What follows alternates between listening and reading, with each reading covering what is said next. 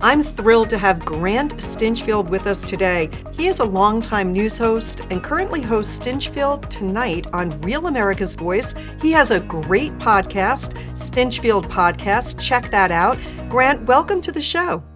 Thank you so much for having me. I love what you guys are doing, and it's a pleasure to be on with you. You know, Grant, on your podcast, you recently shared that there's new information out that a whistleblower came forward just before the 2020 election to tell the FBI about more Biden crime family corruption. Now, what have you learned, and why does the media ignore all of this evidence of corruption?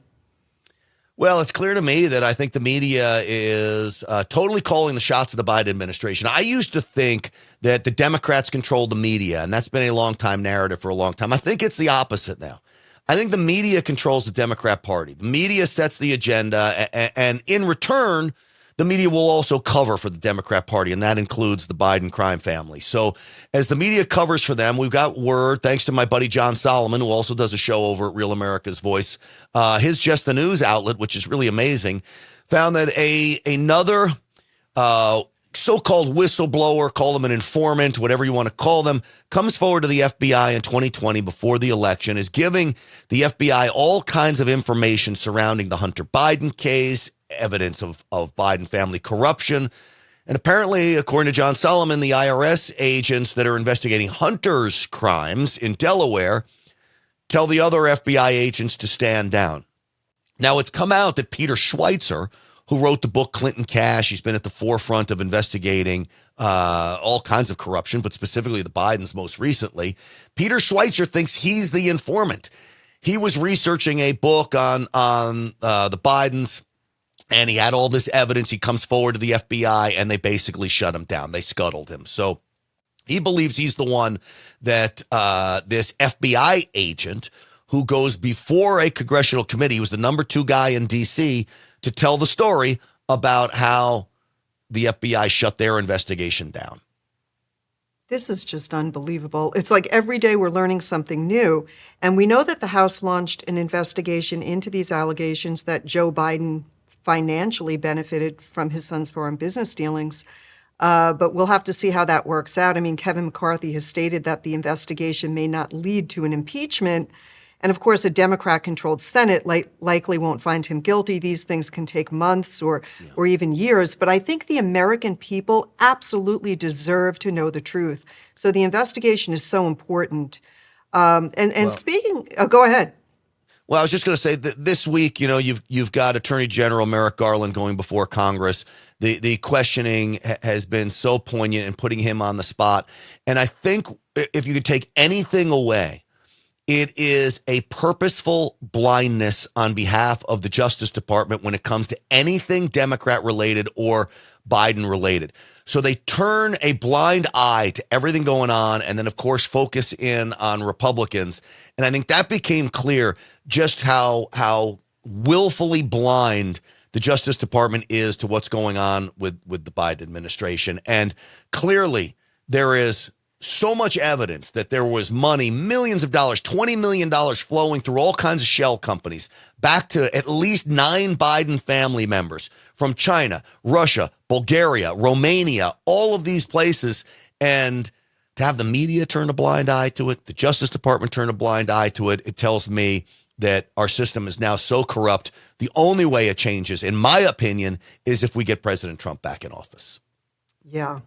And speaking of corruption, I mean, as a lifelong Texas resident, I would love your thoughts on this sham impeachment against Texas Attorney General Ken Paxton. He did survive that impeachment. He was acquitted on all 16 charges by the Texas Senate. But many who followed that impeachment believed it was a sham from the start. And it's just so unfortunate, Grant. We've seen sham impeachment proceedings at the national level involving Trump. But to see this occur in a solid red state such as Texas, I don't know. For me, that was an eye-opener. Do you believe the Paxton and Trump methods of really election undoing are here to stay? This seems like it's a natural occurrence. Well, it sure does. And when you look at them targeting President Trump, and then you look at them targeting Ken Paxton and anyone surrounding President Trump that he used and consulted with during the election, I mean, they just want to persecute. It's literally a political persecution. So The dirty secret of Texas is that the Texas State House has long been controlled by Democrats. And what happens is rhino Republicans, Republicans in name only, these squishy Republicans that aren't committed to conservative values, get elected without really the involvement of the people. They see that there's an R on their name. They send them down to Austin. And then those rhinos make deals with Democrats to get their guy elected as Speaker of the House. And in Texas, the Speaker of the House has a tremendous amount of power, maybe even more power than the governor in the state of Texas, the way the legislative system sets up. So you get this Dade Phelan, who is a total Democrat, in my opinion. He's a wolf, not even in sheep's clothing. He's just a flat-out wolf that has taken over as Speaker. Ken Paxton came on my show 2 days before he was impeached on Real America's Voice and called Dade Phelan out for being drunk. And then, lo and behold, Ken Paxton's impeached 2 days later. Now, the timing of it, I don't think, is coincidental. I think they were working on the impeachment before, but it may have sped up that whole process. And then when you think about what they had on Ken Paxton, absolutely nothing. These so-called whistleblowers, Ken Paxton employees, go to the FBI. The FBI investigates for 3 years, comes back with nothing. There's been other court cases surrounding Ken Paxton. All of those have been adjudicated, come out with nothing. So now they think they're going to run an impeachment. And lo and behold, when you listen to the testimony, the day that the whistleblowers go to the FBI is the day that George P. Bush, George W. Bush's nephew, who's the land commissioner, goes to reinstate his law license. Why would he need to reinstate his law license? Because he wants to run for attorney general. Well, Ken Paxton whoops his butt in that race. So now they're left with impeachment. Oh, well, maybe we can impeach Ken Paxton and sneak George P. Bush in that way. And so you look at all of this and it leaves you just shaking your head. What happens in Washington is the same thing that's going on in Austin, Texas. And as Tony Busby, the attorney for Ken Paxton, said, the Bush era ends today. And truthfully, it sure as hell looks like it did. George W. Bush was a guy I respected for a long time, but his history now of a big spending president going against President Trump, siding with Obama and Clinton, he's totally ruined his reputation in Texas. George P. Bush has ruined his reputation in Texas. The Bush family, the Bush name in Texas, it used to be a huge commodity. Not anymore. It's worthless. Yeah. And I think it's good, though, that the people are waking up, that people are generally saying something doesn't look right, it doesn't seem right, seems very unfair. It all seems to be part of a deep state, if you will, and like you said, squishy rhino Republicans that really aren't putting the American people's interests first. Grant, I want to shift gears for a moment here to the Second Amendment, because this is such an important issue to AMAC membership. You proudly display that you're an NRA Life member. You have that in your Twitter bio. So I'd like to get your take on a recent decision by the New Mexico governor to tyrannically strip citizens of their right to keep and bear arms. Now, thankfully, local law enforcement in the state stated that they won't enforce this decision. But I think it was so shocking, nonetheless, to see a United States governor attempt to wield such power. I can invoke additional powers. No constitutional right, in my view, including my oath, is intended to be absolute. Grant, do you think that this represents like the true un-American desire of leftists in government today? Or do you think this was more of a one-off, an example of like an extreme one-off? No, I don't think it is a one-off at all. In fact, I think this is par for the course. She only said it out loud, and more Democrats are saying this out loud. And a little background on me for you and some of your viewers. I helped launch NRA TV. I worked for the NRA for many years. I still love that organization, near and dear to my heart. I was one of their strongest voices at a time when the NRA was completely coming under attack, and then that all just blew up with all the lawsuits and the things that the NRA happened. NRA TV went kaput. With that said, I love the Second Amendment, and you don't have anything else without it. Now, these radical Democrats, they don't want to just legislate the Second Amendment out of existence. They want to do away with it altogether. And as the New Mexico governor proved, if they can't legislate it out of existence, if they can't overturn the Second Amendment, they will just unilaterally act as a dictator under the ruse of emergency powers. And that should sound familiar to you, because the ruse of emergency powers was used during COVID to enact all kinds of draconian policies and regulations on us that were unconstitutional. So she uses this emergency powers. Well, thankfully, there are some Democrats with common sense. Not many of them, but there are some. One of the sheriffs in some of the big counties in New Mexico said, hey, we're not enforcing this. She could say this all she wants. Democrat sheriffs said, we're not enforcing this. We took an oath to uphold the Constitution. This is unconstitutional. So in many respects, that still gives me hope for America. And I'm very optimistic about this country because it still is the greatest nation on earth. There's no other place to go, as you know. That's just what AMAC does. It's defending literally the rights of citizens. And I know you specifically represent older citizens, but I know AMAC, just like the NRA, it wasn't just about gun owners at the NRA. It's everybody. We're all going to get old sometime, and our rights are for all of us, whether you support us or not. And so these are the important battles that we have to push back against, because today it's the Second Amendment. Tomorrow it's freedom of speech. The next thing it's going to be religion. And we see all of these things under attack with radical Democrats.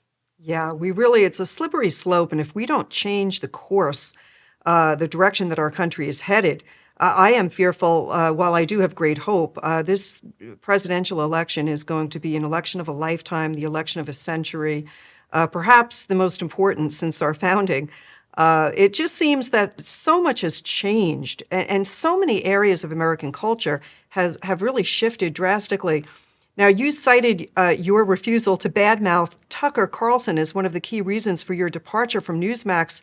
To me, Grant, your situation, along with Tucker's, it's kind of similar to both the Trump indictments, the Paxton impeachment, because those efforts to silence people at their core is really to keep you and others from speaking the truth. And why is that such a threat?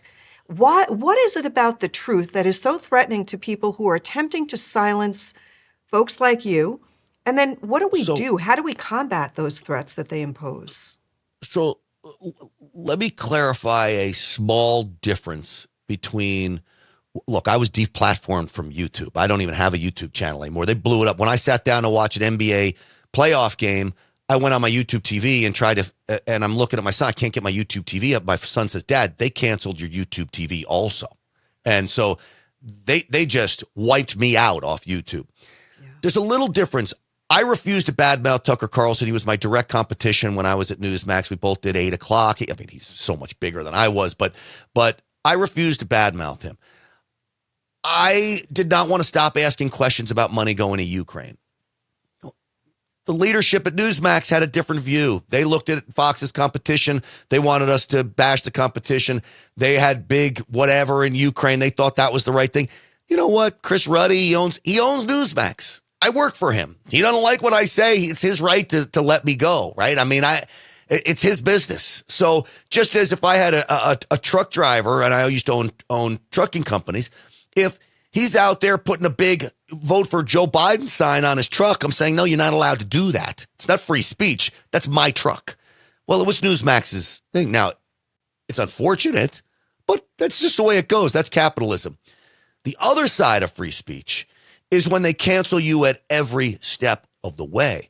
When you have banks now trying to cancel you because of what you believe in, because they're sucking up to people. All these social media outlets that pretend to be about free speech and fair, but they're not about free speech at all. So, but even with those organizations, I know what I'm getting into. Look at the guy, Russell Brand, who just got demonetized on YouTube. Whatever you say about all the allegations swirling about him, he's demonetized. His biggest mistake, well, if he did what he did, his biggest mistake was doing that. But his biggest mistake from a business standpoint is putting money on YouTube. I mean, you can't build a business there, right? You can't build a business on Instagram or TikTok. TikTok's the worst, by the way, of all of them. You know it. So you go places like Truth Social and Rumble. Now, there's not as much reach, and you're not going to make as much money as a conservative trying to make a living in conservative media, but you know what you're up against. The sad part is that dissent now is unacceptable. That's what used to be the greatest part about America, is you can say what you want. I can say what I want. You can believe me. I can believe you. We can meet in the middle. We can hate each other, whatever. That's America. But now if you dissent from their ways, you're canceled. You're wiped out. You can't do business. They want to crush you. And heck, they want to throw you in prison now. That's the absolute worst of it all. So there's fine lines to everything. But the reality is we're watching free speech in America be destroyed before our eyes. That's exactly right. And that's why we've got to talk about it. We've got to wake people up. You know, it'll be interesting to see how much influence mainstream media really does have on the 2024 election and how it's going to impact voters. We see so many people leaving mainstream for outlets like Real America's Voice, but mainstream media is still so influential in framing narratives, and this legacy media continues to paint Trump as a criminal while they cover up Biden's corruption. Do you think that their influence on the public is waning? Do you believe people are beginning to wake up to the truth? Give us some good news here, Grant. Well, I think it's generational. So the reality is older folks, probably people that are watching this show. When I say older, I'm 54. I mean, truthfully, probably the over 45 crowd doesn't understand streaming just yet. There are some of them. So like even Real America's Voice, for me to tell, I got golf buddies that are in their 70s. For me, here's what you got to go to your smart TV, use Roku or download that. Huh? What? I don't know how to. When you think about a satellite dish on your roof, a direct TV, that doesn't make any sense. Why would you have a satellite dish on your roof? The internet comes into your house. It's got every station in America known to man on the internet, whether it's YouTube TV or direct TV streaming or whatever you might use, Hulu. It's got everything there. A cable line? Why do you need cable TV coming in here? At some point, people are going to get onto this notion that you don't need to be paying double for things. So I think cable is going to go away within the next 5 to 10 years. It has to, because it just doesn't make any sense. It's like the payphone. You know, you have cell phones now. I don't need a payphone. So with that, there's also the rise of social media. When breaking news happens, do you think I turn on CBS or ABC? I don't even go to Fox News or Newsmax or Real America's Voice. I go straight to Twitter or X now. And I type in whatever the breaking news event is, and I want to see from on the ground citizen journalists that are literally videotaping, reporting from on the ground faster than any media outlet can do it. That's where I get my media from.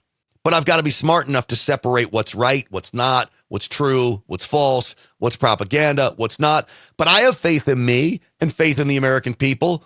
The government doesn't. They don't want you to have the ability to separate what's true and what's not true. They want to tell you what's true. They want to separate it out for you. And of course, you control the information. You control the world. That's right.